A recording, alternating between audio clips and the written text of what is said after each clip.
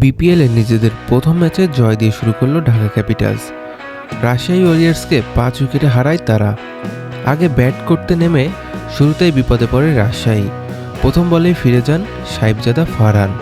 এরপর তানজিদ তামিম ও নাজমুল হোসেন শান্ত কিছুটা প্রতিরোধ করলেও নিয়মিত বিরতিতে উইকেট হারায় দলটি। নাসির হোসেন ও ইমাদ ওয়াসিমের নিয়ন্ত্রিত বোলিংয়ে চাপে পড়ে রাজশাহীর ব্যাটিং লাইন আপ। শান্ত 37 এবং মুশফিক 24 রান করলেও বড় ইনিংস খেলতে পারেনি আর কেউ। শেষ দিকে মোহাম্মদ নওয়াজের 26 রানে ভর করে 132 রানের সংগ্রহ পায় রাজশাহী। জবাবে ছোট লক্ষ্য তাড়া করতে নেমে শুরুতেই সাইফ হাসানকে হারায় ঢাকা।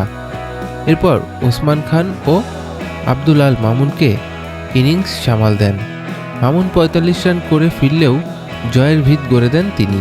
শেষ দিকে শামীম হোসেন পাটোয়ারি ও সাব্বির রহমানের কার্যকর জুটিতে জয় নিশ্চিত করে ঢাকা ক্যাপিটালস।